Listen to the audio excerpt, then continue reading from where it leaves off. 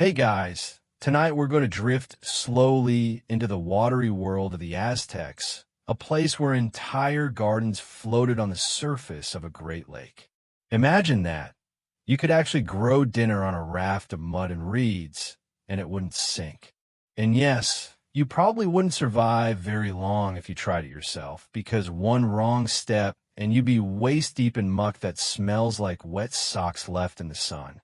So, before you get comfortable, take a moment to like the video and subscribe, but only if you genuinely enjoy what I do here. And hey, comment below where you're watching from and what time it is for you right now. I'm always curious if someone in Tokyo is falling asleep at the same time as someone in Sao Paulo. Now, dim the lights, maybe turn on a fan for that soft background hum, and let's ease into tonight's journey together. You're in a canoe. It rocks just slightly as you shift your weight, and the water of Lake Texcoco glitters under the moonlight. The surface is dotted with green islands, each carefully built, each alive with crops. These are the chinampas, the floating gardens of the Aztecs. You lean forward, trying to imagine what it must have felt like to arrive here centuries ago, seeing farmland spread across the lake like a patchwork quilt laid gently on water. The silence is deep. Only the occasional splash of a paddle or the croak of a frog disturbs the calm. You realize how deliberate everything is. The layout of the gardens, the spacing of the canals, even the way the farmers leave small rows of flowers at the edges. It's not only practical, it's beautiful. And it's all designed to keep Tenochtitlan fed, a city that at its height was larger than many European capitals of the same period. Historians still debate whether the Aztecs themselves fully invented the Chinampa system, or if they refined an older technique from cultures that lived around the valley before them. Either way, what you see tonight is mastery. Mud dredged from the bottom of the lake, layered again and again until it becomes solid. Wooden stakes driven deep to anchor the floating patches, almost like tent pegs keeping nature from drifting away. You brush your hand over the water's surface as your canoe glides close. The reflection is perfect. Stars above, stars below, and you caught in the middle. For a second, you feel like you're floating through the sky itself. It's both humbling and a little funny.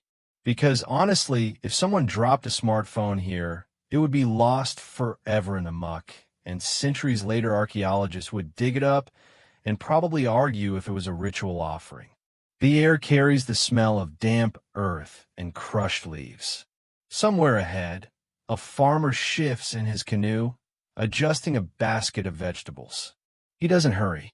Nothing here feels hurried.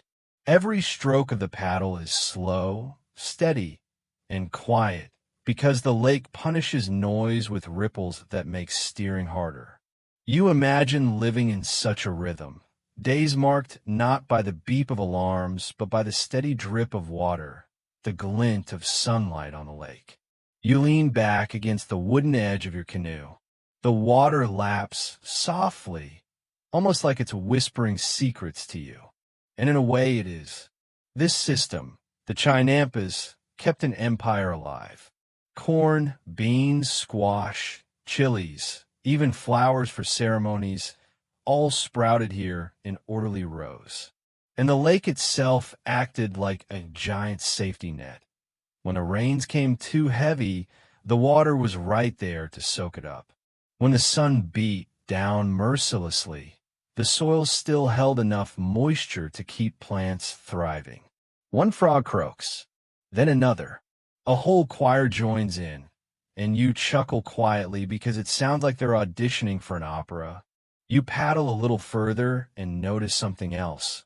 The edges of some chinampas are lined with willows, their roots clutching the soil, their branches dangling into the water. The farmers knew. Trees not only gave shade, they anchored the islands more firmly. And they added a soft, swaying beauty to the scene, like natural curtains closing off each plot. Somewhere in your mind, you recall how European visitors once wrote about these gardens with disbelief. They described a city on water, fed by fields that floated, canals that looked like streets, and markets that seemed endless. You realized that if you had just rowed in from Spain, smelling of the sea and longing for a proper meal, this place might have felt like a dream. A little confusing, maybe, but still dreamlike. You close your eyes for a moment, letting the rocking of the canoe lull you. The night air is cool, and the scent of wet earth fills your lungs. The silence deepens again, and you almost imagine the gardens breathing around you. Inhale with the crops, exhale with the water. And when you open your eyes, you see it all anew. Endless channels, quiet canoes, and the dark silhouettes of chinampas floating like green rafts on a silver lake. You smile because it's not just farming. It's poetry, and you're drifting right through the middle of it. The canoe drifts a little further, and you notice how the lake stretches wide, reflecting the glow of the early sun now rising.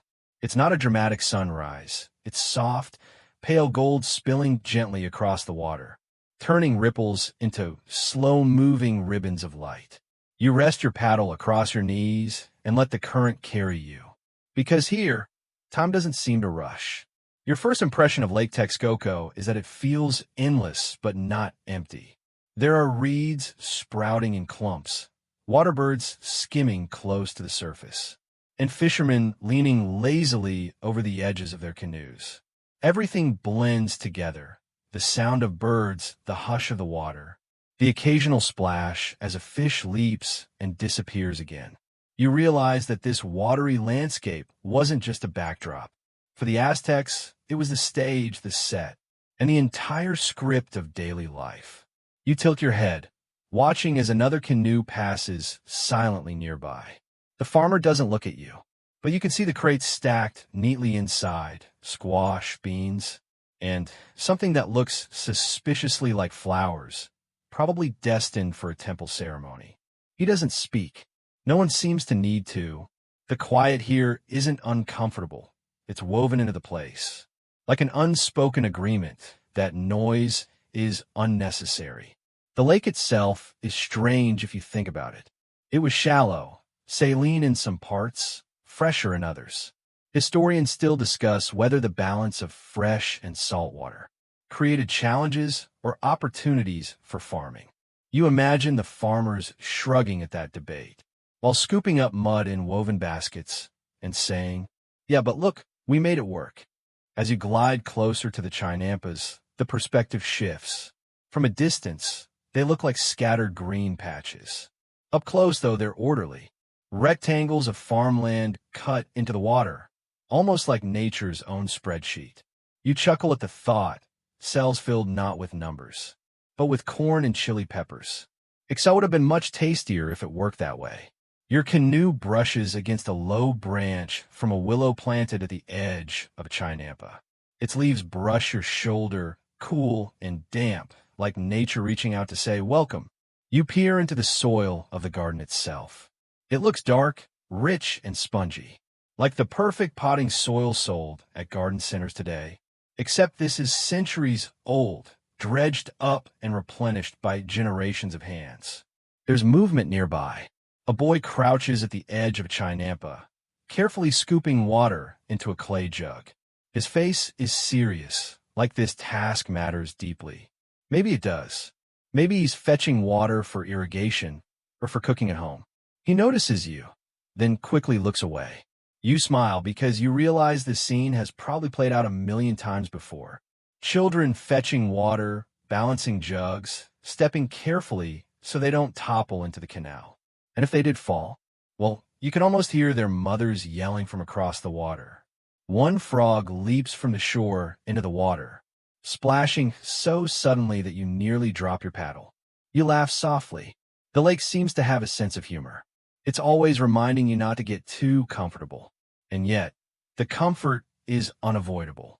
The air here is cooler, cleaner, and you notice how it carries faint scents, earth, reeds, a touch of smoke from a distant fire. As you drift, your mind wanders. You picture Tenochtitlan itself, the city rising in the distance, built on islands within the same lake. It must have been a surreal sight, temples rising like mountains of stone, causeways stretching across the water, and all of it supported quietly by these gardens. The Chinampas weren't flashy. They were practical, steady, reliable. Yet without them, the city might never have grown into what it became. Historians still wonder how much of the Aztec diet came directly from Chinampas versus trade with other regions. But as you watch the steady trickle of canoes carrying vegetables, herbs, and flowers, you suspect the answer leans heavily toward the floating farms. This was the backbone, the slow, silent machine feeding an empire. You trail your fingers in the water again. It's cool, smooth, and deeper than it looks. For a moment, you imagine trying to swim across. Then you realize halfway through, you'd probably be exhausted, tangled in reeds, and wishing you'd just stayed in your canoe. Better to float. Better to let the farmers show you how life here flows naturally. A heron takes off suddenly, wings beating heavy against the still air. You follow its path as it glides across the lake and disappears behind a cluster of Chinampas. The sound of its wings fades, leaving silence again. Silence, but not emptiness. The lake hums with its own rhythm, one you can't quite hear, but you feel, like a heartbeat under the surface. You glance around at the water one last time, soaking in the expanse, the hush, the soft glow of early morning. This is your first impression of the lake, and it already feels like a place designed not for speed, not for urgency, but for the slow unfolding of days. And you, in your canoe, are lucky enough to be carried along with it. The sun has climbed higher now, spreading a warmth that softens the cool breath of the lake. The canoe glides along, and you lean forward, as if you're about to peek into another chapter of life here. Ahead, the first farmers of the morning are already at work on the Chinampas. Their motions are slow, steady, and hypnotic, exactly the kind of rhythm that makes your eyelids heavy. If you watch too long, you settle in, letting the canoe drift close to one of the gardens. A man bends over rows of maize, his hands moving with the kind of ease that comes from doing the same thing every day. He doesn't look stressed. There's no frantic pace, no deadlines buzzing in his head, just a quiet trust that if he pulls the weeds and adjusts the soil, the plants will do the rest. And honestly, it makes you wonder why modern life decided alarms and emails were necessary, when clearly a hoe, some mud, and a little sunshine get the job done. Beside him, another farmer carries a basket filled with tools, a digging stick, a woven bag of seeds, and something that looks suspiciously like a scoop made from bone. It's basic, but it works. Historians note that these tools didn't need to evolve much. Simplicity was their strength. You imagine explaining a modern power tiller to this farmer. He'd probably just shrug, point at his neat rows of thriving plants, and say why. A woman walks carefully across the narrow edge of the Chinampa. Her skirt brushes the soil, and in her arms she balances a bundle of bean stalks. She lays them gently beside the corn. The three sisters, as many farming traditions call them. Corn, beans, and squash grow in harmony. You watch as she pats the soil down, her hands steady, her movements almost meditative. The beans climb the corn, the squash spreads across the ground, and together they create a natural teamwork that feels more organized than most office meetings you've ever attended. In the distance, a child calls out. You turn your head to see two boys sitting at the water's edge, their feet dangling into the canal. They toss pebbles, aiming for ripples, and giggle each time a splash scares away a frog. It's a reminder, life here wasn't all labor. There are moments of play, of boredom, of laughter. You picture yourself sitting beside them, skipping stones, probably losing every round because your technique is rusty. Still, the laughter would echo across the water, blending with the soft hush of paddles. One farmer in a nearby canoe pushes gently with his pole, carrying a load of fresh mud scooped from the lake bottom. He empties it carefully along the edge of his chai nampa, reinforcing the soil. You realize how constant the work is, not hard, not frantic, but ongoing, like breathing. Build, plant, harvest, reinforce, repeat. The cycle never stops, and that's the secret. The chai nampas didn't just exist.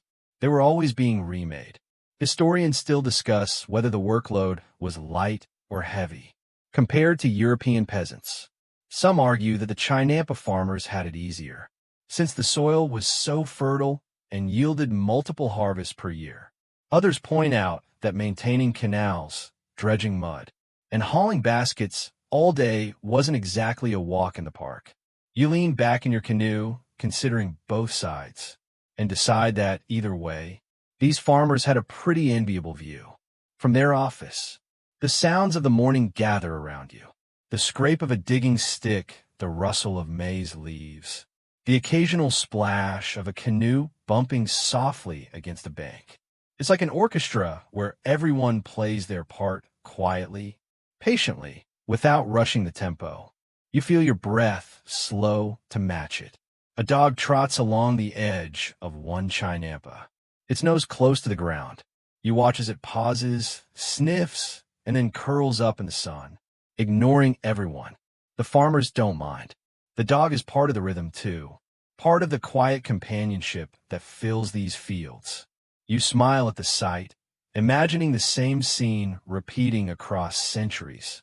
Countless nameless dogs snoozing through workdays, while their humans kept the gardens alive. The sun warms your shoulders. The canoe rocks gently. You feel the weight of time, not as a burden, but as a blanket. Generations have worked these same fields, walked these same narrow paths, scooped this same mud, and you, drifting here, get to share the rhythm, at least for a while. It occurs to you that if you were to pick up a hoe and try to join in, you'd last maybe 15 minutes before collapsing dramatically into the soil, complaining about your back. The farmers would probably shake their heads, laugh quietly, and keep going. You wouldn't survive their routine, but it's strangely comforting to know they thrived in it. You lean back once more, letting the image settle in your mind. Men, women, children, all weaving their day into the chai nampas. No rush, no panic, just the steady hum of life. And you, drifting quietly nearby, feel the edges of sleep tug at you, as if the lake itself is whispering. This is how things grow, not in noise, but in calm. The canoe glides forward, and now you begin to notice how everything connects. The chai nampas aren't isolated gardens scattered randomly across the lake. They form a vast network, stitched together by water like a quilt of green and blue. Each channel is a path, each path a lifeline. You realize you're floating not just through farmland, but through the arteries of a city, where the flow of water is the quiet pulse keeping everything alive. You pause to watch how the canals crisscross in neat rows. Some are narrow, only wide enough for a single canoe to slip through, while others feel like broad avenues, open and reflective, wide enough for several boats passing side by side. You can't help but compare them to modern streets. Except here, there are no traffic jams, no horns, just the occasional squeak of a paddle rubbing against wood. Honestly, you wish rush hour commutes felt more like this. The water itself is calm, but never stagnant.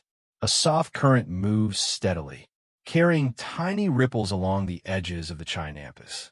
You lean over, noticing how clear it seems in places, almost glassy, though patches of algae float lazily across the surface. The farmers rely on this constant exchange of water. It keeps the soil moist, fertile, and ready for crops. Without it, the chai nampas would dry and crumble. With it, they thrive endlessly. A canoe passes quietly in front of you. The man steering it doesn't even glance up. So focused is he on the slow rhythm of pushing his pole into the mud below and gliding forward. In the canoe, you see baskets filled with lake sediment, ready to be poured onto another plot. It's like a never-ending delivery service, except instead of cardboard boxes on your doorstep, it's fresh, fertile earth to renew the gardens. Historians still debate whether the system was truly floating, or more like anchored extensions of the lakebed. Some argue the Chinampas were almost permanent land, tied so deeply into the mud with stakes and willow roots that they stopped being rafts at all.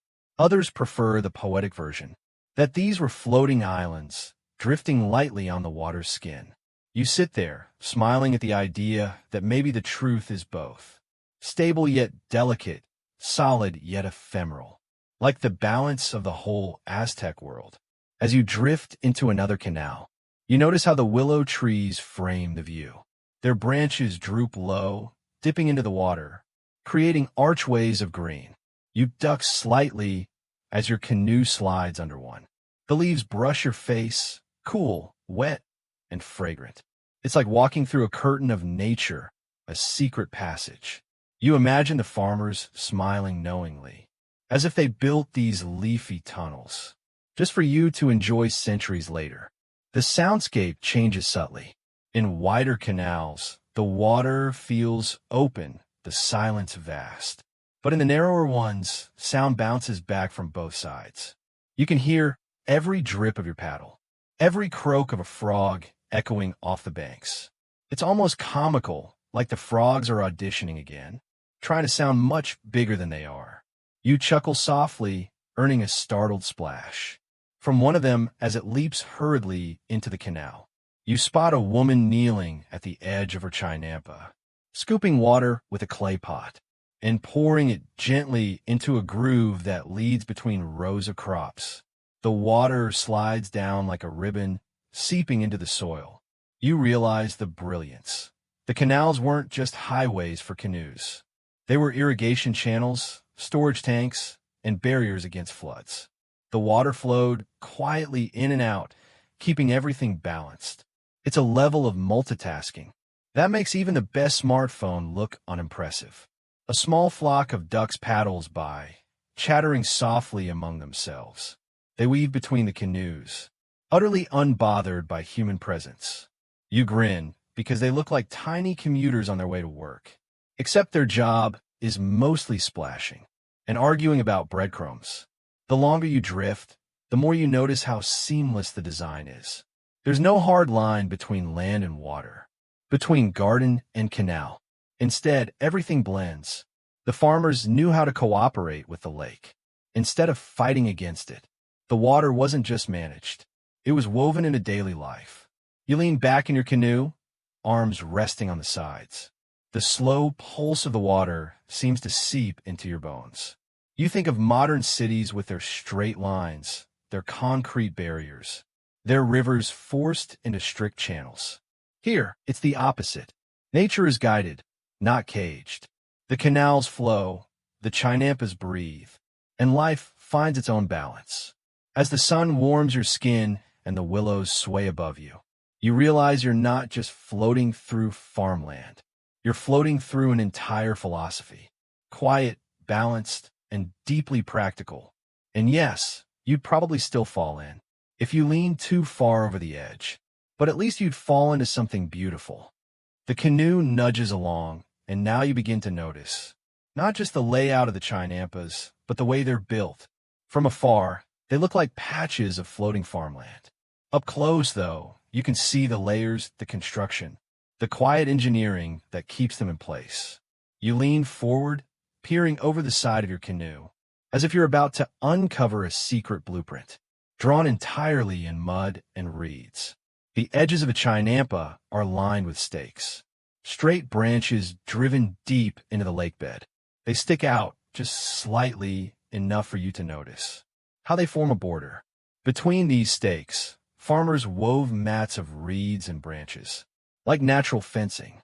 Behind that, layers of mud dredged from the lake were piled carefully, pressed down again and again, until they became solid ground. It's slow work, patient work, but the kind that lasts. Historians still argue over whether this process was continuous. Were new chinampas always being made, or were they mostly maintained once the network was complete? You picture teams of farmers building one after another, canoe after canoe filled with muck, each island slowly rising from the water, like a loaf of bread swelling in the oven. And honestly, compared to most modern construction sites, this one feels a lot more peaceful. No jackhammers, no shouting foremen, just water, mud, and steady hands. You lean closer to the soil. It looks dark, almost black, rich with nutrients from the bottom of the lake.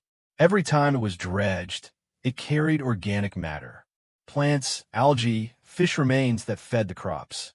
It's like the Aztecs invented composting on a grand watery scale. You can almost hear a modern gardening influencer saying, "This is the ultimate sustainable hack," while the Aztecs quietly keep working, unimpressed. At the corners of the chinampas, willows grow tall, their roots plunging deep into the mud. They aren't just decoration. The roots knit the soil together, preventing it from washing away. The trees provide shade, timber, and of course, those drooping branches that make every canal feel like a secret passageway.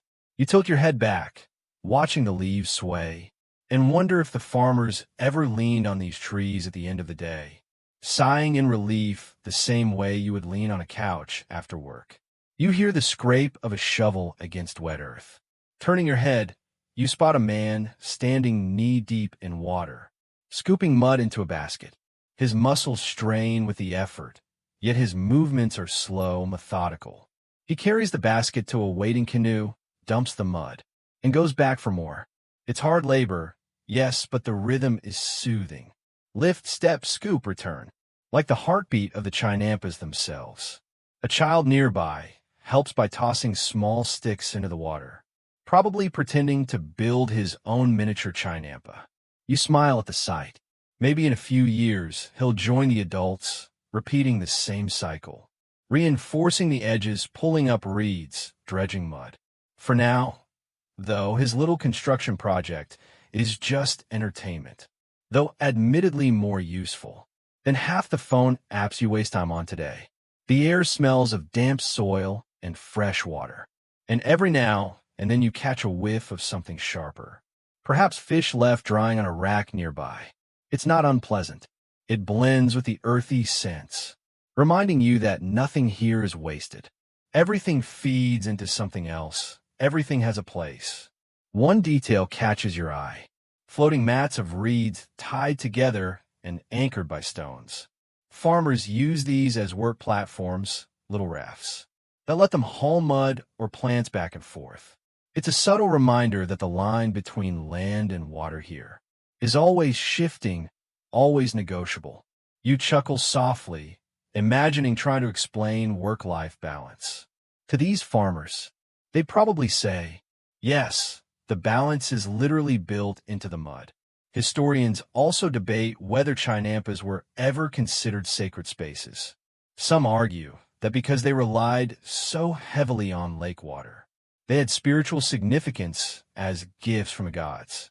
Others insist they were simply practical farmland, nothing more. As you sit in your canoe, feeling the steady hum of life all around you, you can't help but think both might be true. After all, what's more sacred than the land that feeds you?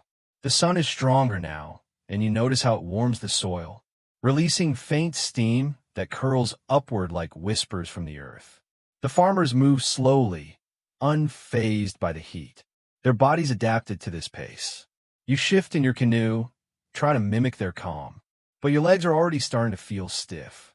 If you had to spend the day knee-deep in water, you'd probably be complaining after an hour. The farmers?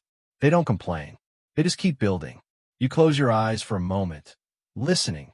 The sound of poles pushing against the mud, baskets splashing into the water, reeds brushing together in the breeze. It all blends into a gentle rhythm. When you open your eyes again, you realize you're drifting past another completed chinampa. Perfectly rectangular, perfectly balanced, perfectly alive. And you think to yourself, this isn't just farming. It's architecture, it's design, it's art. And you're lucky enough to float quietly through it. Half awake, half dreaming, rocked gently by the same water. that has carried these gardens for centuries. The canoe drifts along the channel, and now your eyes begin to adjust, not just to the structure of the chinampas, but to the patchwork of colors stretching across them. You've seen the mud, the stakes, the willows anchoring the corners. But here, in the heart of the gardens, the life of the Aztec table begins to show itself row by row. You paddle closer, almost feeling like you've stumbled into the produce aisle of a very, very patient civilization. The first thing you notice is the maize. Tall stalks rising above everything else. Their leaves rustle softly in the breeze, making a sound like whispered secrets. You tilt your head back, staring at the tassels brushing the sky. Core wasn't just food here, it was life itself. Entire festivals, rituals, and myths swirled around these golden kernels. Historians still debate whether the earliest varieties grown on the chinampas were already as productive as modern hybrids, or if centuries of cultivation gradually coaxed them into their familiar form. You, rocking in your canoe, just admire how something so basic could carry so much weight. Between the stalks of maize, beans climb upward, spiraling around the stems. Their vines cling stubbornly, as if saying, "We'll go wherever you go." The farmers knew this wasn't random. It was a partnership. The corn gave the beans something to climb. The beans returned the favor by fixing nitrogen in the soil. Together, they were stronger than apart. You can't help but grin, thinking it's the original version of teamwork makes the dream work. At your feet, trailing along the ground, you spot squash spreading wide. Their broad leaves sprawl like green umbrellas, shading the soil and keeping it moist. They're almost comically oversized, flopping into the canal if they get too ambitious. And under those leaves, the fruits swell slowly, yellow, green, orange, destined for stews, rituals, and market stalls. It's a full system, and you haven't even drifted past the chilies yet. Ah, the chilies. You catch sight of them glowing like little embers in the sun. Reds, greens, even purples, each one small but packing a punch. You imagine some farmer plucking a handful, drying in the sun, grinding them into powders that would season nearly everything. Even chocolate drinks, thick and bitter, were laced with chili here. You tilt your head and think about offering that to a friend at brunch. Here, try this hot cocoa. It burns your tongue off, but it's historic. Not far away, you notice flowers planted in rows. Their petals brighten the green with bursts of orange, yellow, and red. Some are for beauty, yes, but others are for ceremonies, offerings, or even medicine. You lean in closer, inhaling the faint sweetness carried on the wind. For a second, you wonder if the farmers secretly enjoyed this part most. The chance to add color and fragrance to what could otherwise be just practical farmland. The water laps gently against your canoe. A dragonfly hovers just above the surface, its wings catching the light. You track it with your eyes until it zips away, vanishing into the tangle of maize. Around you, everything feels alive, layered. It isn't just crops in isolation. It's a design, a harmony, each plant supporting the others, each row balanced with care. Historians like to describe chinampas as the most productive farmland in the world. And as you drift past, you believe it. Multiple harvests per year, soil constantly renewed by lake sediment. A microclimate created by water that buffered against heat and frost. It's like nature itself signed a contract saying, "Yes, fine, I'll cooperate." You can almost hear the Aztec farmers smirking in satisfaction. You pass a woman crouching low, harvesting flowers and placing them in a basket. Her hands move gently, reverently, as though each blossom matters more than its size suggests. Children nearby collect squash blossoms, giggling, as they stuff them into smaller baskets. Maybe they'll end up in soups, maybe on temple steps, maybe woven into garlands. You can't help but think, even the weeds here probably had a purpose. You let your paddle drag lazily through the water, slowing the canoe. The sound of crops in the breeze. The occasional cluck of a hen wandering the edge of the Chinampa. The soft chatter of distant farmers. It all blurs together into something lulling. You breathe it in, the mixture of damp soil, green leaves, and faint sweetness from the flowers. It smells alive, ancient, and oddly comforting. You imagine, just for fun, walking through a modern supermarket with an Aztec farmer. He'd see endless piles of corn, beans, squash, chilies, and flowers and probably shrug. We already had all this, he might say, only fresher. Then he'd look at the packaged snacks, the neon-colored drinks, and politely but firmly decide to walk back to his canoe. The sun is higher now, and the colors of the crops glow sharper, more vibrant. You shift in your canoe, realizing you've been holding your breath slightly, as though not to disturb the stillness of the fields. You exhale slowly. The crops wave in the breeze, steady, patient, and eternal. And you drift on, quietly, past rows of maize whispering to the beans, chilies glowing like sparks, and flowers nodding toward the sky. The gardens don't need to rush. They never did, and neither do you. Your canoe glides forward, and now you notice something beyond the rows of maize and squash. Long stretches of green mats floating on the water, shimmering slightly in the sun. At first you think they're lily pads, but as you get closer, the smell gives it away. It's sharper, earthy, and just a little fishy. This is algae carefully scooped from the lake and spread on the Chinampas to fertilize the soil. You paddle slower, watching a farmer leaning over the water with a flat-bottom net. He drags it in smooth, practiced motions, lifting clumps of the green stuff that drip like wet cloth. He tosses them into a pile on the edge of the plot, where it will dry before being folded into the mud. To you, it looks like extra work. To him, it's wealth. Every handful means stronger crops, bigger harvests, and more food at the market. You can almost hear him muttering in his head. Algae equals dinner. Beside the farmer, a younger boy kneels with a clay pot, scooping up water flecked with more algae. He pours it gently onto the soil around a chili plant, as though baptizing it. You blink. It's fertilizer and irrigation rolled into one. Simple, silent, ingenious. And then you notice movement, tiny ripples breaking the canal's surface. At first you expect fish, but no. The ripples are too soft, too delicate. A swirl of tiny bugs, mosquitoes, midges, and all their water-loving cousins dances just above the waterline. You swat at your arm instinctively, though none of them actually land. The Aztecs, though, didn't just tolerate these swarms. They turned them into food. A fine net dragged through these same canals could collect a dense paste of mosquito eggs called a wattle. Imagine explaining that at a dinner party. Yes, these pancakes are made of mosquito caviar. You're welcome.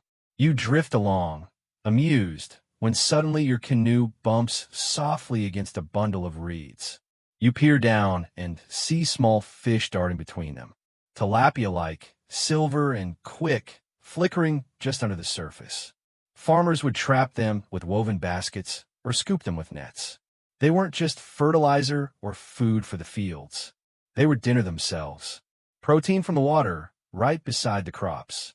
You ease your paddle back into the canal, careful not to scare the fish too much, and drift toward another farmer. This one kneels at the edge of his Chinampa, cutting back reeds and grasses. He bundles them neatly, ties them with twine, and stacks them like firewood. These reeds will serve as thatch for roofs, baskets for carrying maize, even mats for sitting. Nothing is wasted. Not the mud, not the bugs, not the plants growing wild. You think about your own recycling habits, and suddenly feel very, very basic. As the canoe moves, a group of ducks waddle past on the Chinampa's edge, quacking softly. They dip their heads in the canal, stirring up more insects. One flaps its wings so close that droplets splash your arm. You laugh quietly, thinking that these ducks probably pulled double duty. Food when needed, pest control when not. Modern organic farming would nod in approval. The smell of wet earth and algae intensifies as the sun warms the water. You close your eyes for a moment, listening to the soft splashes and distant voices of farmers. You picture them waking before dawn, gliding silently in canoes, pulling up algae, feeding fish, gathering reeds. The cycle never ends. It doesn't need to. It's a system so finely balanced that centuries later, people still study it, still wonder how much we've forgotten about working with, rather than against, nature. Historians still debate whether the mosquito egg delicacies were common food for everyone or mostly reserved for special feasts. Some insist it was a staple protein. Others argue it was more of a seasonal luxury. Either way, you can imagine the scene. Family sitting by the fire, stirring batter of ground waddle, cooking flat cakes that smelled faintly of the lake. You tilt your head and smirk. You might try it once, but you definitely keep the maple syrup close. You paddle lazily now, letting the canoe carry you with the current. The water is clearer in some places, cloudier in others, depending on where the algae drifts. In one patch, you spot a frog lounging on a reed, so still you almost mistake it for a car figurine.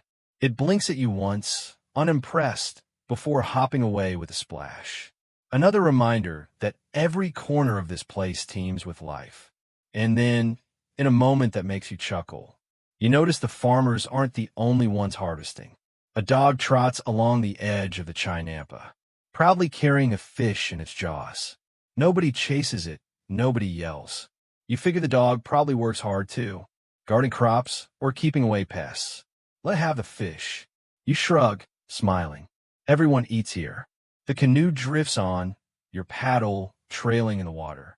The system of algae, fish, reeds, and insects feels like a secret rhythm beneath the visible crops. It's not just what you see above the soil. It's what cycles through the water, the mud, the air. Fertility drawn from unexpected places. Dinner pulled from what most people today would wrinkle their noses at. You exhale, leaning back, letting the hum of insects and the splash of ducks lull you further into the moment. The Chinampas stretch endlessly, green floating fields stitched together by water, by patience, by silence. And you float on, carried forward. The canoe is quiet as the life it passes. The canoe drifts on, and soon you catch sight of a patch of Chinampas. That looks less like farmland and more like a botanical garden. The air changes, sweeter, filled with the faint perfume of blossoms. Rows of plants bloom in soft yellows, deep reds, and bursts of orange. For a moment, you forget these are working plots, because they seem more like offerings to the eye. A woman kneels here, her long hair wrapped in a simple cloth, carefully plucking marigolds one by one. She places them in a woven basket lined with fresh leaves, arranging the flowers with surprising neatness. These are sympacical marigolds, destined for rituals, festivals, or the marketplace. The Aztecs saw flowers as gifts of the gods, not just decorations. Some were medicines, some were offerings, and many were both. You picture her basket traveling through the market later, glowing like captured sunlight, among rows of maize and chilies. Nearby, a boy tends to a patch of herbs, sage, epazote, and wild mint. He crouches low, brushing his hand lightly over the leaves. You catch a faint herbal fragrance riding the breeze, strong enough to make your stomach growl a little. These herbs weren't just for flavoring tamales or stews. They were medicines tucked into daily meals. A little leaf for digestion, a pinch of root for headaches. Flowers boiled into tea to soothe the restless. You glance at your own pantry back home and wonder how many bottles of vitamins could be replaced by a single handful of mint. The canoe glides closer, and you notice another set of flowers. Bright red hibiscus-like blooms, their petals glossy in the morning light. You lean in mesmerized when a hummingbird suddenly darts past your head, wings vibrating like a soft drum. It hovers for a heartbeat, then dives into one of the flowers, sipping quickly before darting away. For the Aztecs, hummingbirds weren't just charming little visitors. They carried spiritual weight. Warriors fallen in battle were said to return as hummingbirds, feeding forever on flowers. Watching the tiny bird, you feel as though you've stumbled into something sacred. The hum of bees adds to the soundscape, steady and low. You notice them clustering around smaller wildflowers that grow in corners of the chinampas, not in neat rows. The bees move so quietly, so diligently, that you almost miss the small clay pot resting in the grass, half filled with sticky golden honey. Someone has already harvested. Honey was rare, precious, and deeply symbolic. An offering to gods, a medicine, and, occasionally, a sweetener for cocoa drinks. You imagine a priest lifting such honey in ritual, pouring a drop into the earth, before letting the rest mix with bitter cacao, thick and dark, meant only for the highest classes. As your canoe slows, you pass a farmer tending rows of plants that at first glance look familiar, amaranth tall and feathery, with clusters of tiny seeds. He brushes the stalks gently, releasing a faint sprinkling of grains that glisten in the sunlight. These were more than food. Amaranth had ritual significance, often shaped into dough-like figures of gods, later eaten in ceremonies. A mix of nourishment and spirituality. Daily bread made sacred. You rest your paddle across your lap, watching the light catch on the blossoms around you. For a moment, it's as if you've stumbled into the quiet heart of a ritual garden. The Aztecs didn't separate the practical from the sacred. Food was medicine, flowers were offerings, and every harvest had meaning. You picture baskets carried from these chinampas, filled not only with calories, but with fragrance, healing, and a touch of the divine. The air feels heavier here, saturated with pollen and sweetness. You breathe in deeply, the scent almost lulling you. For a moment you close your eyes, letting the hum of insects and the occasional flutter of wings pull you deeper into stillness. You feel as though you could sink into this floating garden and sleep among the flowers themselves. And yet, there's work here too. A young girl hurries past carrying a bundle of herbs tied with twine, balancing it carefully as she crosses a narrow plank to another chinampa. She doesn't glance at you. She's focused, steady, rehearsed. Life here is as much about discipline as beauty. The flowers aren't only for joy. They are for survival, for ritual, for connection to the unseen. Your canoe glides forward again, leaving behind the marigolds, the herbs, and the hummingbirds. The water ripples softly in your wake, and you feel a strange blend of peace and curiosity. These chinampas aren't just farms. They're living altars, and every leaf, every petal, every wing beat carries a whisper of that truth. You lean back, exhaling, watching the last petals drift from view. The hum of bees fades, the scent of blossoms softens, and only the steady rhythm of your paddle remains. The chinampas stretch on, offering yet another layer of life to uncover. The canoe glides onward, and now the air shifts again. Gone is the perfume of flowers. You catch instead the earthy smell of maize, the dry rustle of leaves in the light breeze. Ahead of you stretches a chinampa devoted entirely to the true backbone of Aztec life, corn. Tall stalks rise in tidy rows, their tassels swaying like little banners in the wind. You almost feel them watching you pass, guardians of the harvest. You dip your paddle softly into the water, steering closer. A farmer stands among the rows, bent slightly, checking the ears with practiced hands. He peels back the husk of one cob, exposing kernels fat and pale gold, not quite ready yet. His fingers linger, then close the husk again like tucking a child back into bed. Maize wasn't just food. It was life itself, myth and reality braided together. According to Aztec creation stories, humans were formed from corn dough, kneaded into being. You float here, watching the farmer, and realize, in their worldview, to eat maize was to eat the essence of your own body. The soundscape here is different. Leaves rustle against one another, a dry whisper that fills the space around you. Birds swoop in, hoping for a stolen kernel. But a boy stationed at the edge of the chinampa claps two wooden sticks together, sending them flapping away. You smile at the image, ancient scarecrow with human arms. On another row, you notice beans climbing the stalks, twisting upward with stubborn determination. This wasn't just efficient farming. It was genius. The maize gave the beans something to climb, while the beans gave nitrogen back to the soil, keeping it rich. At the base, you spot broadleaf squashes spreading low, covering the ground like a leafy blanket, locking in moisture. This trio, maize, beans, and squash, wasn't random. It was deliberate. The three sisters of Mesoamerica, cultivated together for centuries. You imagine biting into a warm tortilla, freshly patted by hands, that had just returned from these very chinampas. The smoke of a clay stove in the distance, the sharp tang of beans, the soft sweetness of squash roasted until caramelized. It's enough to make your stomach rumble, and you almost wish the farmer would wave you over with a steaming tamale. Of course, not all maize was white or golden. Some patches gleam with darker hues, purple, even blue, like ink caught in the light. Each color carried meaning, some tied to ceremonies, others to medicine. You can picture these kernels ground into masa, shaping not only meals but rituals. Historians still discuss whether specific colors of maize were reserved for certain festivals or social classes.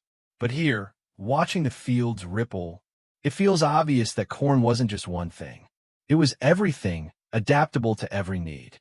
You notice a small shrine at the edge of the chinampa, barely taller than your knee. A clay figurine rests there, shaped like a deity with arms outstretched. A cob of maize carved onto its chest. Around it lie offerings, tiny bundles of flowers, a sprinkle of seeds, a smear of honey hardened by the sun. The presence of the shrine makes you realize something. For the Aztecs, farming wasn't only labor. It was dialogue with the divine. Every row planted was a prayer. Every harvest a reply. The canoe rocks gently, and you steady yourself with a hand against the gunwale. Your mind drifts to how fragile it all looks, tiny floating islands. Light wooden canoes, small shrines with humble offerings. And yet, this system fed an empire of millions.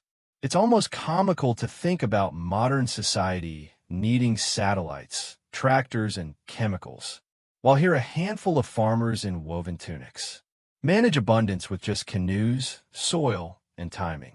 You can't help but smirk at the idea. If they saw your grocery store's organic section, they'd probably just nod politely and keep paddling.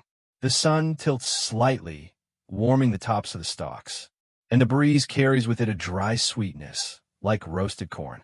You tilt your head back, and for a moment you can imagine the sound of grinding stones, the rhythmic pounding of women preparing masa, the laughter of children chasing each other between the rows, while the farmers keep watch. Life here wasn't glamorous, but it was full. The farmer you saw earlier straightens, wipes his brow with the back of his hand, and leans on his hoe.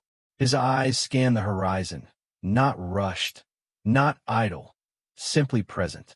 You realize that this is the rhythm of the chinampas. Steady, cyclical, woven into seasons. The maize grows, the beans climb, the squash spreads. The people harvest, and the cycle begins again. It's slow, but it's certain. Your canoe pushes on, sliding along the edge of the chinampa, until the golden rows shrink behind you. The rustle of corn fades, replaced once more by the soft slap of water against wood. You glance over your shoulder, catching one last glimpse of the shrine, with its tiny figurine and offerings, and you feel a flicker of reverence yourself. As you drift away, you think. You just passed through not only a farm, but the heart of a civilization. Cornfields floating on water, carrying myths and meals alike, quietly sustaining everything. And the river carries you forward, toward yet another secret of the gardens. Your canoe drifts into a quieter stretch now, where the chinampas seem less crowded. The air grows softer, tinged with the scent of herbs and damp soil. You notice rows of plants smaller than the towering maze. Their leaves delicate, their stalks fragile. Some look familiar, others strange. One patch, in particular, stands out. It shimmers faintly in the sunlight. The silver-green leaves swaying as though they have secrets to share. This is a garden of medicinal herbs, where the Aztecs tended remedies as carefully as they tended food. You paddle closer, and the fragrance intensifies. Sharp like mint, earthy like sage, floral like chamomile. The scents blend together into something that feels almost like incense in a modern spa, except you're floating on water and not wrapped in a white bathrobe. You lean in, trying to identify them. Some you recognize from today. Marigold petals scattered bright as little suns, and chili plants, whose fiery pods were not just for flavor, but for medicine too. The Aztecs believed chili could chase away both chills and bad spirits. Modern science might call it capsaicin. They just knew it burned things out of you, one way or another. A farmer kneels on one of the chinampas, his hands busy grinding something with a small stone. You see a mortar carved from volcanic rock, its surface dark and worn. He drops in a handful of leaves, then adds a sprinkle of powdered something, maybe crushed seeds, and grinds until the mixture becomes a dark paste. He pauses, tastes it, then spits it out with a grimace. Clearly, not all testing was delicious. You chuckle quietly at the thought. Someone had to be the guinea pig for medicine, before guinea pigs were even a concept. You remember, too, that the Aztecs had an official role for this. The Ticidal, healers who worked with herbs, rituals, and sometimes even a bit of, let's call it psychological suggestion. If someone had a fever, maybe they needed willow bark tea. If someone had nightmares, perhaps a flower tucked under the pillow could shoo the demons away. Historians still debate whether the Aztecs leaned more on spiritual explanations or practical herbal science. But looking at these rows, you sense it was probably both. A child runs by, holding a bundle of herbs tied together with string, and delivers it to an older woman seated at the far edge of the chinampa. She receives it carefully, cradling it as if it were treasure. Maybe she's preparing an infusion, or maybe she'll tuck the herbs into someone's bedding for healing dreams. You can't quite tell. What you can see is the reverence with which the plants are handled. The canoe glides past a patch of bright yellow sympasicule, marigolds again, the flowers of the dead. Their petals seem to glow against the green, and you're reminded that these weren't only medicines for the living. They were offerings for the departed, pathways of color and scent to guide spirits home. The living and the dead intertwined here, on floating gardens stitched into the lake. You dip your paddle again, letting the water swirl around it. You imagine what it would be like to live in a world where the pharmacy wasn't fluorescent lit with plastic bottles, but floating in gentle silence, where your prescriptions grew under the sun and smelled like mint and flowers. Granted, if you had a broken leg, chewing a leaf probably wasn't going to cut it. But for the everyday aches, the coughs, the headaches, the stress of carrying water jugs across uneven stone streets, these gardens were a kind of sanctuary. One row, filled with tall green stalks, sways almost hypnotically. You lean closer and realize it's tolochi, a plant with white trumpet-shaped flowers. The Aztecs knew it well. For medicine, yes, but also for ritual. Too much of it, though, and you'd be seeing visions you didn't sign up for. Even back then, they warned of its dangers. You smirk to yourself. Imagine someone casually saying, "Here, drink this tea, but don't drink too much, or you'll start talking to feathered serpents." That's one wellness drink you'd probably decline. The farmer looks up at you, notices your interest, and gives a nod of acknowledgement. His hands are stained with green, his tunic marked with soil, yet his expression is calm. You feel as though you've intruded on a library, except the books are leaves, stems, and roots, each one holding a story of trial and error, of knowledge passed hand to hand. The canoe rocks gently, the sun warms your shoulders, and for a moment you close your eyes. You let the blend of herbal fragrances drift over you, almost like a natural lullaby.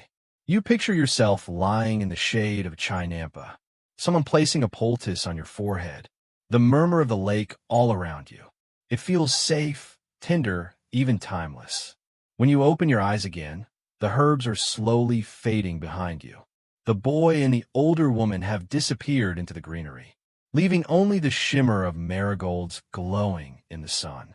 You paddle once more, letting the canoe carry you forward. Behind you, the medicine garden hums with life and mystery, while ahead, the canals open to whatever comes next. The canoe eases forward, and the canals begin to widen again. The Chinampas open into longer stretches, where maize towers like sentinels in tight, neat rows.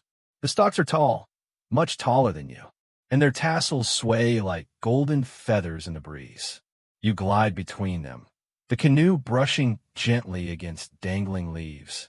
And for a moment, it feels like you've entered a maze. A rustling sound follows you, soft but constant, as if the plants are whispering secrets to one another about the strangers who pass through. Maize was not just food, it was life.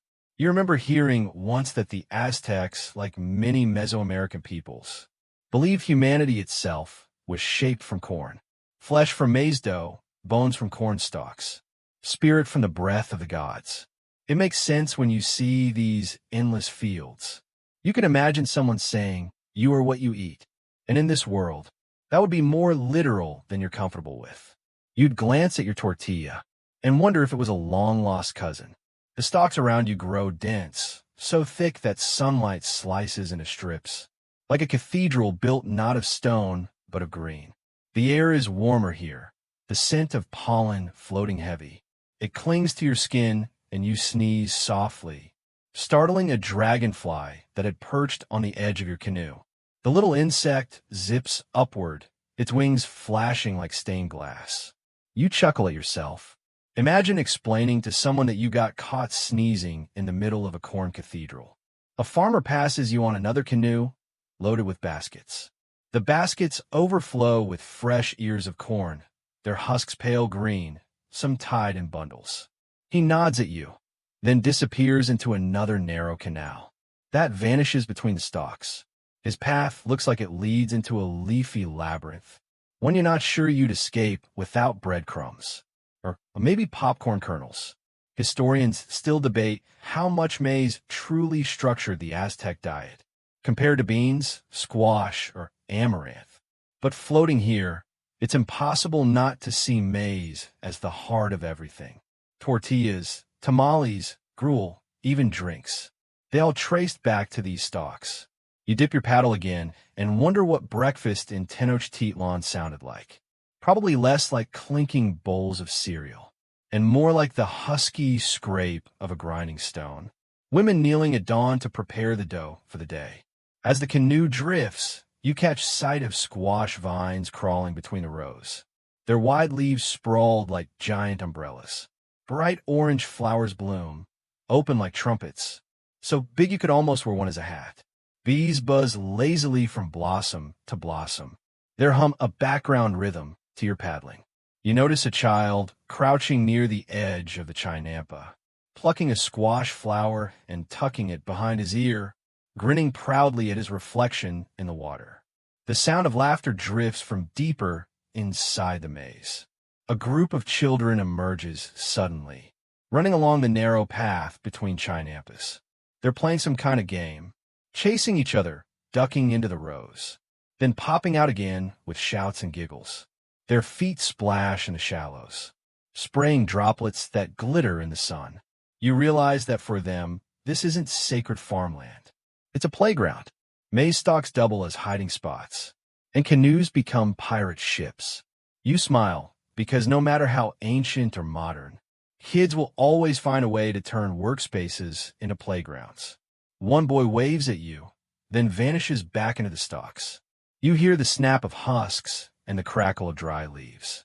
Then silence again, as if the plants have swallowed him whole. You look around, amused but also just a little unnerved. Maize forests have that effect. They're both beautiful and slightly eerie. the way they shift with the breeze, whispering like they know things you don't.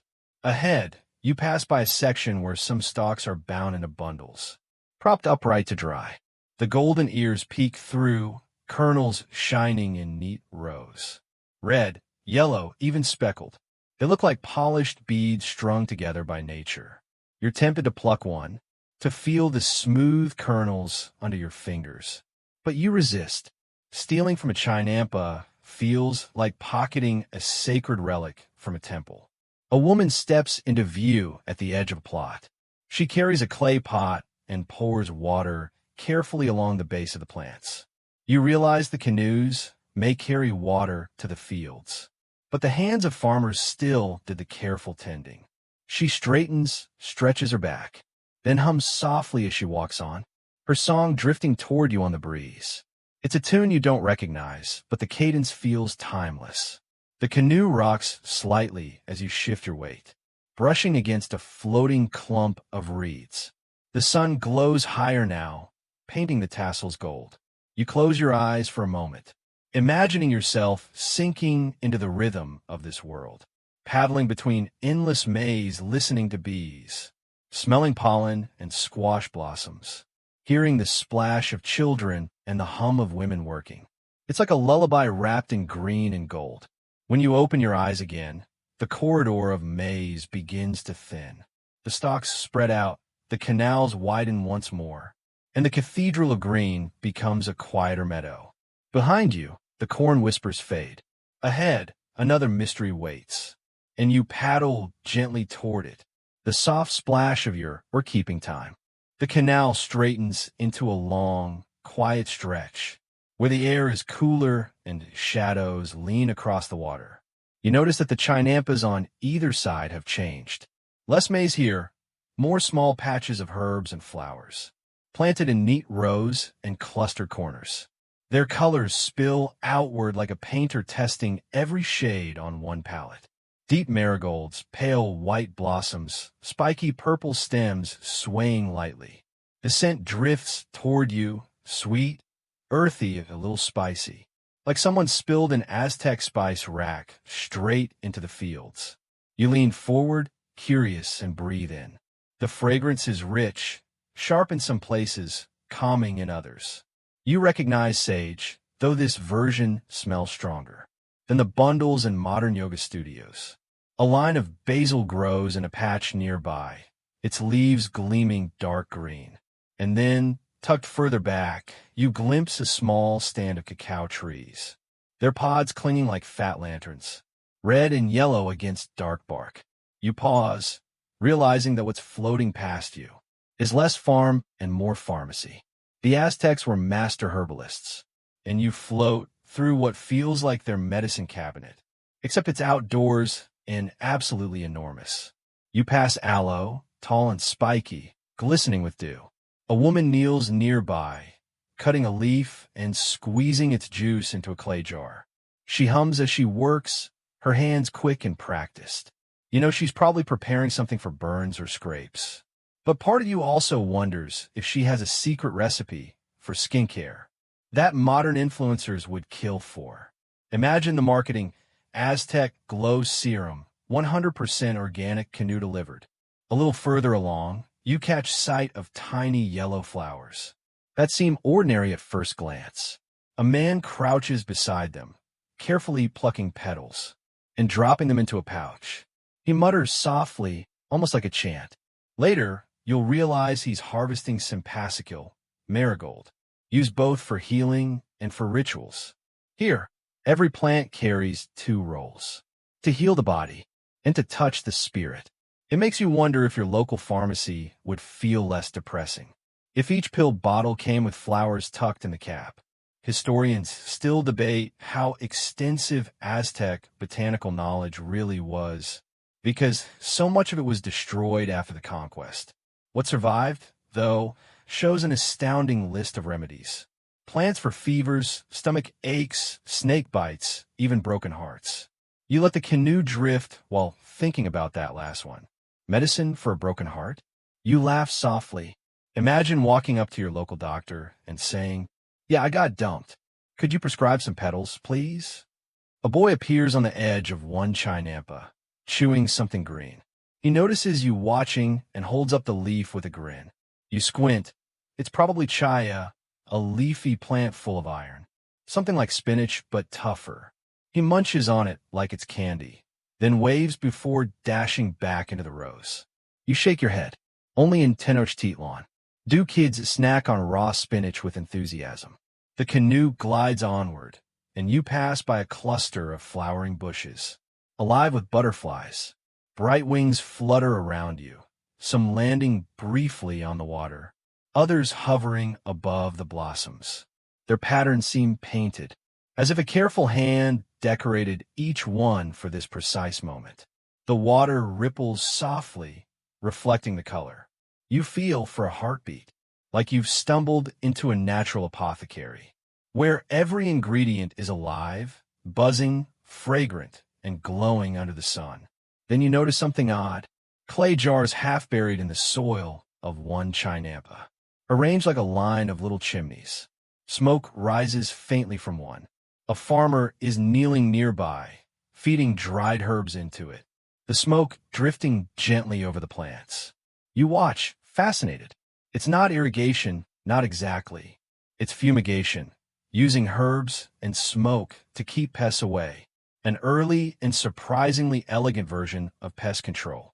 You think about your own battles with mosquitoes and wonder why you never tried burning basil instead of buying overpriced citronella candles. A canoe passes on the other side, carrying bundles of herbs tied neatly in sheaves.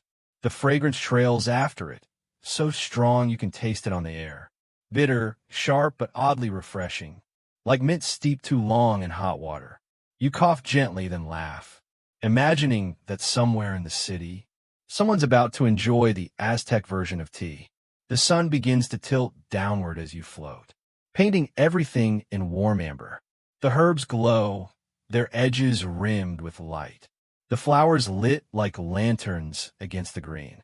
A woman steps onto the edge of her chinampa and scatters seeds by hand. They arc gracefully before landing in the soil.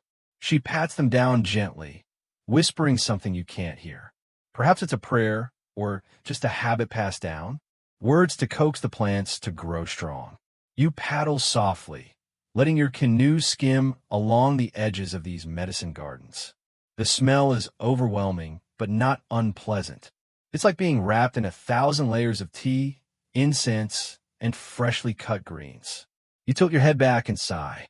This place is calmer, quieter, more intimate than the maize fields. Less monumental, more personal. It feels like you've slipped into a space meant for healing, not just farming. As the canal narrows again, the gardens give way to open stretches of water where lily pads float lazily. You leave behind a strong sense of basil and sage, carrying with you only a faint sweetness of marigold. The water widens, and reeds begin to appear ahead, tall and swaying. The canoe slides forward, steady and silent, as if leading you to yet another secret corner of this living city. The reeds rise around you, tall and whispering, their thin blades shifting with each breath of air.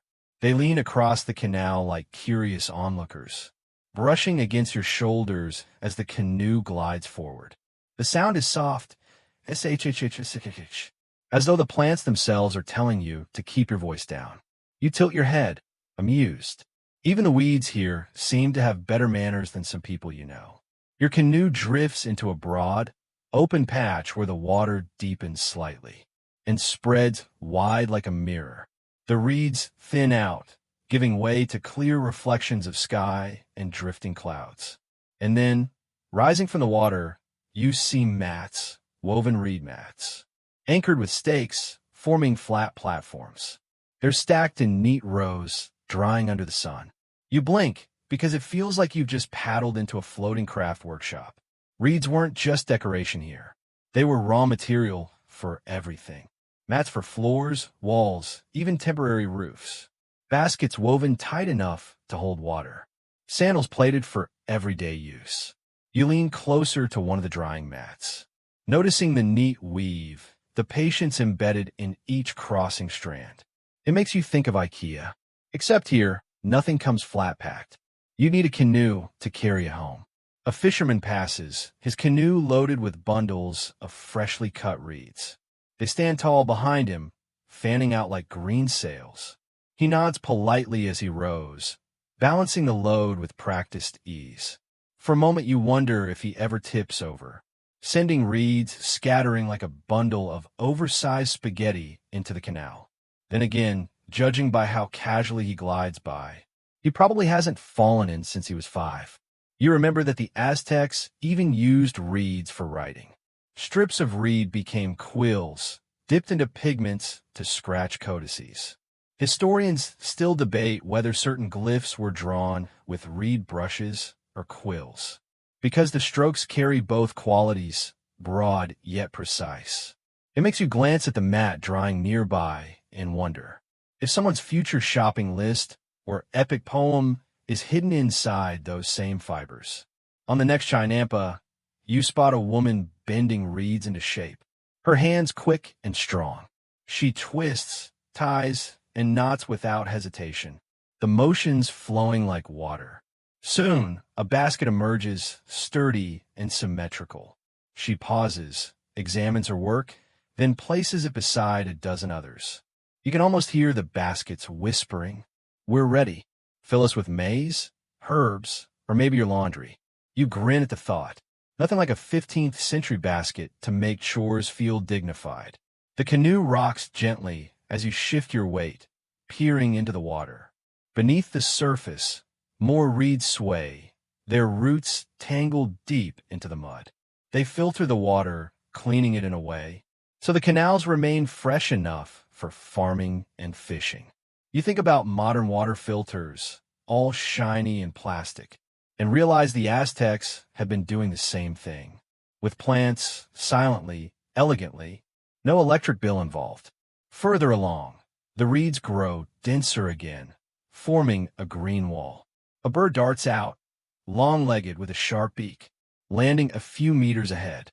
It peers at you, suspicious, then dives into the water with a splash, emerging triumphantly with a silver fish wriggling in its beak. The reeds shake where smaller creatures scuttle, hidden but alive. This is not just raw material, it's habitat.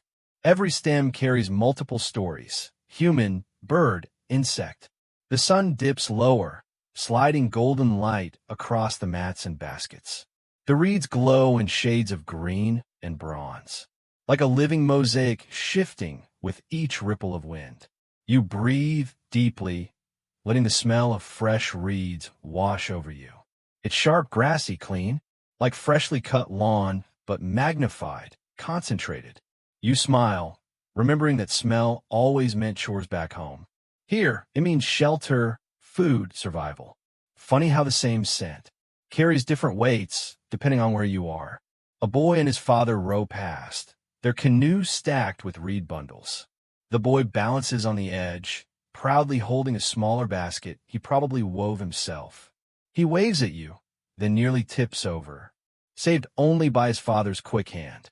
You laugh quietly, imagining the boy telling his friends later, "Almost fell, but it was worth it. I showed off my basket." Childhood bravado apparently transcends centuries.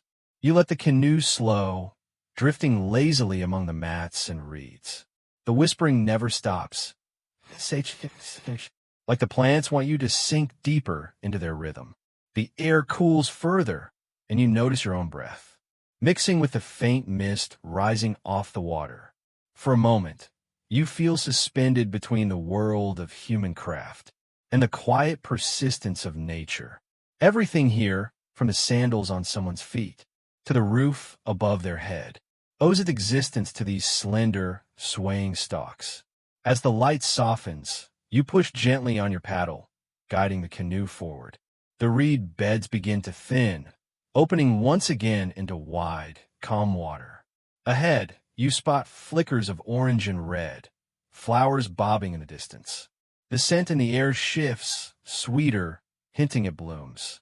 You exhale slowly, leaving behind the woven mats and baskets, carrying with you the memory of their gentle rustle.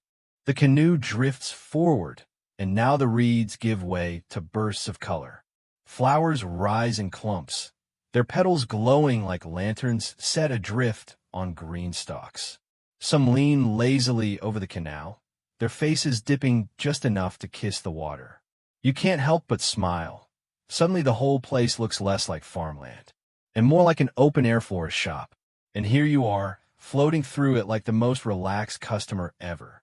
Bright marigolds beam back at you, fiery orange and yellow, petals layered thick like the feathers of an extravagant bird. You recognize them. They're Simpasicule, the flower of the dead. Even centuries later, they'll still be scattered on altars during Dia de los Muertos. Their scent believed to guide spirits home. Here, though, they're simply fields of warmth and fragrance. You lean closer, inhaling, catching that sharp, earthy sweetness. It's like sunshine bottled, and then spilled right in front of you. A woman rows past in her canoe, careful with her cargo. Clay pots packed tight with blooming lilies, dahlias, and chrysanthemums. She steadies them with one hand, her paddle dipping quietly with the other. You imagine her heading to the bustling market of Tlatelolco, where flower sellers will line up in dazzling rows. Some Spaniard centuries later would stumble upon that market and write home that it was more colorful and orderly than anything he had ever seen in Europe. You almost wish you could time travel a little further ahead, just to browse the stalls. But for now, this is enough. The flowers in their birthplace, still rooted in Chinampa soil. You trail a finger in the water as you pass. The reflection of petals ripples, scattering into fragments. It feels oddly fragile, like you're touching history itself. Then a dragonfly zips across your path, its wings shimmering blue-green, landing lightly on a marigold. The flower bobs but holds steady, as though the insect has claimed it for the evening. You can't help but think, if Instagram had existed back then, this little moment would have been prime content. Caption: just me and my flower throne, #blessed. Beyond the marigolds, new colors take over, deep red dahlias, with petals spiraling outward like a slow explosion frozen mid-bloom. Dahlias were sacred here, admired not just for beauty, but also for medicinal uses. Their hollow stems could be used as water tubes or straws. You picture a kid sneaking a drink from one, proudly declaring they invented the Aztec equivalent of a Capri Sun. You chuckle quietly, the canoe rocking in sympathy. Historians still debate whether certain flowers were cultivated, primarily for ritual or for trade. Some argue that Chinampas devoted entirely to flowers were status symbols, proof that a farmer had enough land and resources to grow beauty instead of just food. Others insist flowers were always a trade good first, given the enormous demand in markets and ceremonies. You tilt your head, considering both. Maybe the truth floats somewhere between. Like your canoe now, balanced between beauty and utility.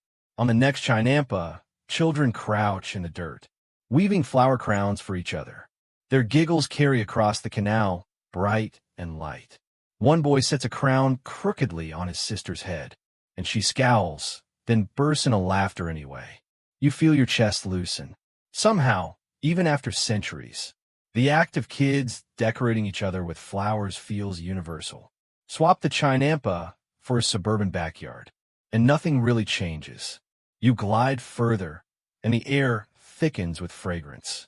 Sweet, peppery, grassy, honeyed. It all blends into a heady perfume that clings to your clothes. For a moment, you feel like you've walked into one of those modern perfume stores, where every scent is competing for your attention. But here, there's no competition. The scents merge naturally, carried by wind, by water, by the slow breathing of the Chinampa. The sun edges lower, casting golden beams that catch on petals, turning the fields into glowing tapestries. You pause, letting the sight sink in. Each flower is a small universe of color, and together they transform the Chinampa into a floating garden worthy of poetry. You wonder how many loves were confessed here, how many offerings prepared, how many festivals brightened by these very blossoms. The thought lingers, soft and tender. Your canoe brushes gently against a floating bundle of cut flowers, tied together and left to drift until someone gathers them. You steady it with your hand, keeping the blossoms from tipping over. Reds, oranges, whites, all bundled like a gift waiting. You leave them where they are, because it feels right that they should continue their journey without interference. Somewhere nearby, a flute begins to play. The sound drifts across the canal, thin but clear, weaving itself among the flowers. The tune is simple, repetitive, yet haunting. You can't see the musician, but you imagine him sitting cross-legged on a chinampa, playing while the evening cool gathers. The notes rise, fall, linger like petals lifted by wind. You listen, smiling, as your canoe glides past another row of blossoms glowing in the twilight. The horizon deepens into shades of violet and blue, while the flowers hold on to the last of the light. You let the paddle rest across your lap, drifting without effort now. The blossoms sway around you, calm, unhurried, and in their stillness, you feel something gentle unraveling inside. Like knots loosening one by one, you breathe out long and steady, carrying with it the day's last rush of tension. Ahead, the glow of cooking fires flickers faintly against the coming dark. The flower fields begin to thin, making way once more for cultivated plots of maize and beans. You exhale, carrying the memory of blossoms with you, their scent, their color, their whispered stories. You glance back once, watching the marigolds glow orange in the fading light, like embers scattered across water. Then you turn forward, ready to follow the canal into night. The canoe drifts deeper into twilight now, the last glow of the sun slipping beneath the horizon. Shadows soften the chinampas into silhouettes, dark shapes against the silvering surface of the canal. You trail your hand in the water again, but this time it feels cooler, like the world is preparing itself for sleep. The sky above has shed its fiery sunset colors and settled into deep indigos.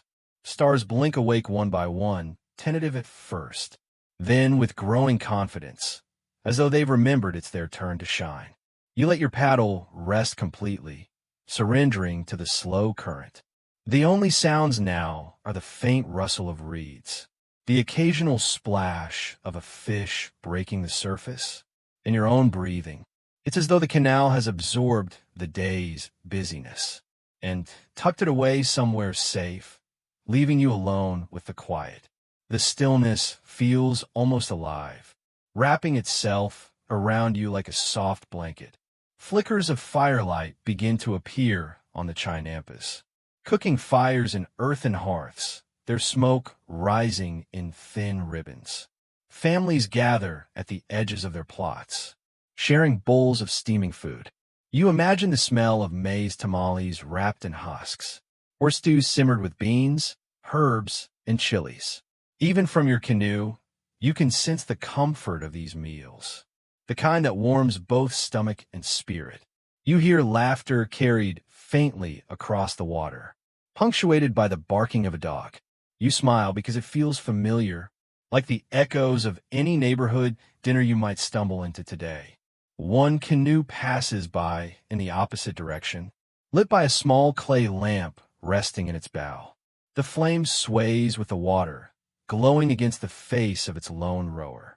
He nods as he glides past, a gesture of quiet recognition, and then he fades back into the shadows, his lamp bobbing like a star that decided to float along the water instead of the sky. The night grows darker, but instead of feeling heavy, it feels expansive.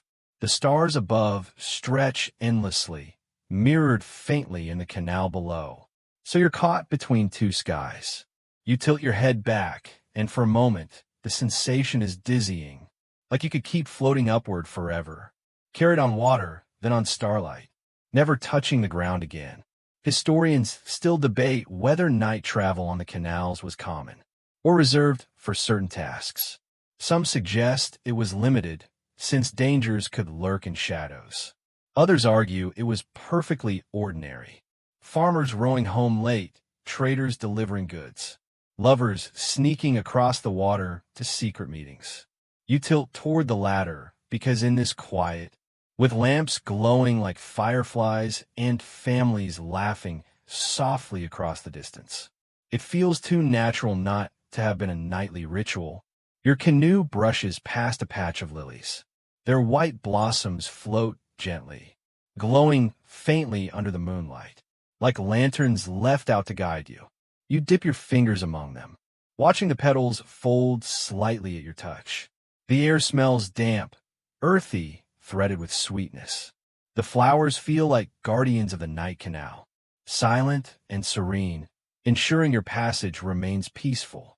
Up ahead, you notice a group gathered on the shore of a chinampa, their silhouettes outlined against the glow of a small fire. They're listening to someone speak, his voice carrying softly across the water. The rhythm suggests a story, maybe an origin tale, or a recounting of a battle long past. You can't make out the words, but the cadence is enough. You're pulled into its steady rise and fall, like another current beneath your canoe.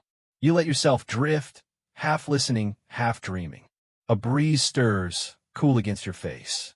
The reeds sway, and you realize how alive this place still is, even at night. Insects hum in their invisible orchestras. Owls call from hidden perches. Somewhere far off, you hear the distant cry of a coyote. Yet none of it feels threatening. Instead, it feels like the world's way of reminding you that life doesn't stop for sleep. It simply shifts its rhythm. The moon finally climbs high enough to cast its light directly onto the canal. The water glimmers, silver ripples stretching out ahead of you like an endless path. You take up your paddle again, gently dipping it, and the motion feels effortless now, almost meditative. Each stroke slices quietly, creating concentric circles that glide outward, fading into the vast stillness. You lean back slightly in the canoe, letting it rock softly. The stars, the moon, the silhouettes of chinampas. Everything gathers around you in a hushed embrace. The flowers of earlier, the markets, the bustling voices. All of it now seems to dissolve into this moment of calm. You're suspended between histories, between water and sky, between waking and sleep. And as the canoe carries you onward into the night, the canals themselves seem to whisper, "Rest now. We've kept stories safe for centuries. We'll carry you too." The current slows, and so does your breathing. The sounds of the canal have softened into a distant hum, like the gentle turning of a lullaby. You no longer need to steer or row. The canoe understands where you are headed, and the water cradles you with unhurried care. The reeds lean together, forming quiet walls of shadow. They move in the breeze with the grace of dancers bowing to each other, their rustle steady and reassuring. Above, the stars shine brighter now, spreading themselves generously across the night sky. They seem less like faraway fires, and more like soft lanterns, each one keeping watch as you drift. The moonlight paints the surface of the canal in pale silver, and you notice how it glimmers like silk, laid out in long, rippling sheets. The reflection of your canoe stretches, then shimmers, then folds back into the water, as if the canal itself is gently tucking you in. Your shoulders loosen. Your hands rest quietly. The cool night air carries with it the faintest trace of earth and flowers, a memory of all the gardens you've passed, now blending into something softer, almost dreamlike. You close your eyes for a moment, and even in the darkness behind them, the calm remains. The canoe rocks gently, like a cradle on the water. Each motion tells you, without words, you're safe, you are held, you can let go. And so, you allow yourself to sink into the rhythm, the breathing of the earth, the quiet song of water, the soft watchfulness of the stars. The canal carries you further into the night, and you drift peacefully onward, wrapped in stillness, until sleep finds you with tender ease. Sweet dreams.